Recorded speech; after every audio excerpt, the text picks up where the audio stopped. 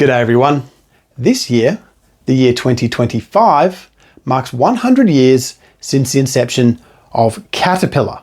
Now when I say Caterpillar, I mean the manufacturer of all the large and the small earth-moving equipment in its trademark yellow colour. But how did they get to where they are today? Well, let's take a look at the history of Caterpillar. Now it all begins with two men. One guy called Clarence Leo Best and another called Benjamin Holt. Now they are the founding fathers of Caterpillar, but they weren't always working together. In fact, they were working in direct competition prior to the founding of Caterpillar. Now Benjamin Holt was all about steam tractors. He had a few models built even before Caterpillar was formed in 1925. In fact, his first model came out in 1890, a steam tractor designed to help Californian farmers work longer hours and faster than the use of horses. Now Holt built these steam tractors from a small shop in Stockton alongside E.J. Patterson and Henry Preble. They built these enormous steam tractors that had wheels and they would sink in the Californian fields. They were excellent, but would often get stuck. It wasn't until one fateful day on Thanksgiving that Holt decided to put a set of tracks on an old wheeled tractor in 1904 to see how it would go not sinking in the Californian soil. It was quite the success, and we'll delve into that a little bit later.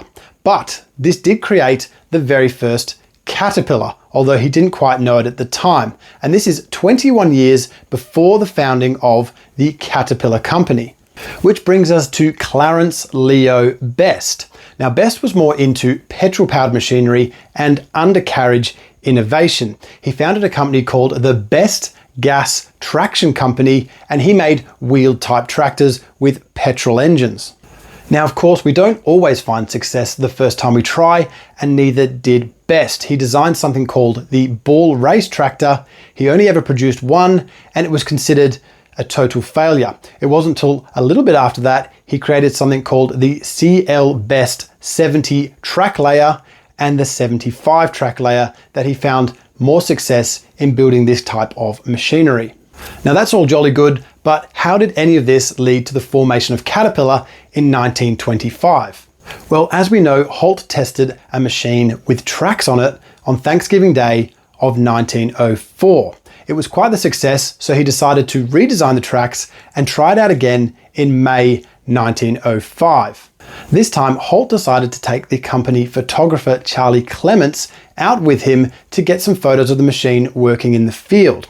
When Charlie saw the machine, he noted that it looked like it was floating on a barge from a distance. As he approached the machine, he saw that the tracks were undulating over the soil like a caterpillar, and he said to himself, wow, if that doesn't look like a monster caterpillar. And hence, from there, the name has stuck for over 100 years later.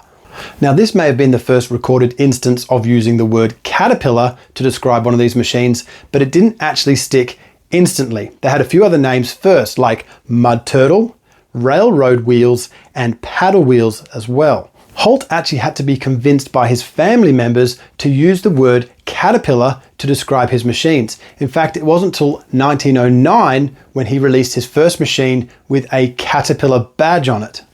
After Holt's death in 1920, Thomas Baxter took charge of the Holt Manufacturing Group and Caterpillar at the time. It wasn't until April 15, 1925 that the Holt Manufacturing Group and CL Best Tractor Company merged to form Caterpillar Tractor Company. By 1927, Caterpillar had a large network of dealerships, mostly made up of old shops from the Holt Manufacturing Company and the CL Best Tractor Company. Also in 1927, they released a machine called the 20 track type tractor. And Caterpillar still uses dealership networks today. In fact, they have them all over the globe for servicing and distributing machinery. In fact, I work for one, and I have worked for one for more than half of my life. In 1928, only 3 years after the formation of Caterpillar, they acquired a grader company called the Russell Grader Company. And in 1931, Caterpillar produced its own motor grader. Although today we think Caterpillar and we imagine a yellow machine, it wasn't always that way. Originally they were battleship grey with a red trim. And that changed in 1931 when they introduced highway yellow and a black trim. It changed again in 1979 to the color we know today as Caterpillar yellow with a black trim. And that hasn't changed at all since 1979. The color has remained the same. In 1931, Caterpillar also released its first diesel tractor, became known as the Diesel 60. It had an engine in it based off the prototype they'd been testing for a full year before they released it. It was known as the D9900 or Old Betsy. Old Betsy can still be found today in the Smithsonian Museum of American History. 1931 also saw the end of the undulating Caterpillar logo. It now had Caterpillar written in straight font with no more undulations.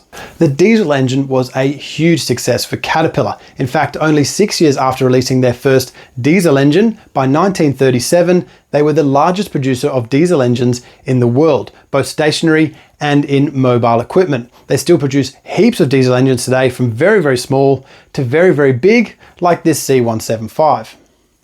And to think all of this was going on between 1929 and 1941, an era known as the Great Depression. Caterpillar obviously felt the Great Depression, but they were still pushing through and growing as a company despite the headwinds they were facing.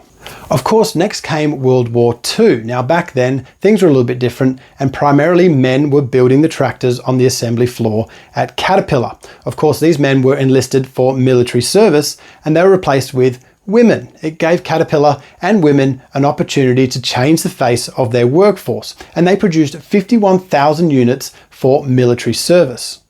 Once the war was over and we're rolling into the 1950s, Caterpillar produced something called the LGP for their track-type tractors. It means low ground pressure. Basically, it was wider grouses for their tracks so they could operate in swampy and snowy conditions. The LGP is still around today. You can configure a tractor to have low ground pressure and you can drive around in a swamp.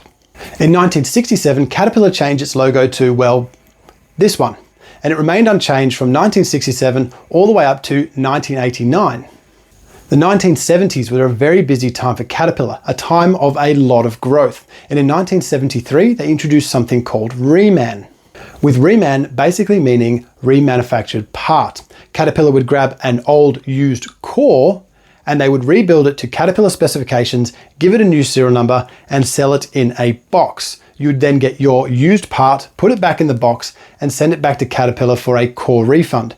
The initial purchase of the part is cheaper and you get a refund when you send your old core back. You can reman hydraulic pumps, oil pumps, pistons and liners, cylinder heads. You can reman an entire engine. You can reman final drives, and Caterpillar is always adding more and more stuff to their reman list. It's a much cheaper way to get your part. It's much faster, and it's actually better for the environment too. In 1977, Caterpillar designed and patented one of their most important innovations yet, the elevated sprocket track-type tractor. We have the sprocket that drives the track, and it is moved up and out of the way of all of the dirt when it's driving. It's also in line with the engine, the torque divider, and the transmission, giving you a straight drive line and a very high driving position. The sprocket being up and out of the dirt makes everything last a lot longer. Alongside this elevated sprocket design, we also got differential steering, a very clever process where we can turn one track forward and one track backwards and turn on the spot. Differential steering is something I'll look at in another video, but it's a very interesting concept, and Caterpillar used it for some of their track-type tractors since 1977. In 1981, Caterpillar acquired a gas turbine company called Solar Turbines. And in 1988, Caterpillar acquired a very large diesel engine manufacturer called Perkins. And in 1989, we saw the latest Caterpillar logo update to this, where we have the triangle under the A of Cat, and we still use that one today.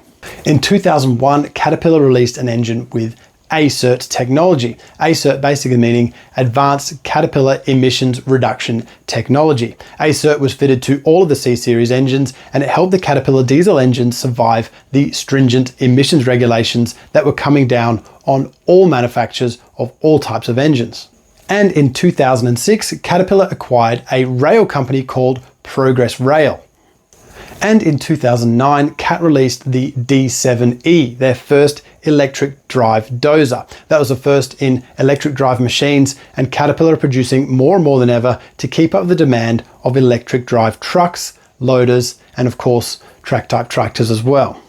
A very big acquisition for Caterpillar was Bucyrus in 2011. Bucyrus were known for making very big face shovels, and they had been doing it for decades. You might see the RH400 is now the CAT 6090, a 900-ton face shovel, and a lot of technology came from Bucyrus to build the CAT 6090. And that brings us to today. In 2025, Caterpillar is still producing diesel engines, but they're also innovating with diesel electric and battery electric machines, and that's good. That's moving with the times, and I think Caterpillar have always been very good at doing that. Other than that, that's everything I know about the last 100 years of Caterpillar. I hope it's been informative. Thanks for watching.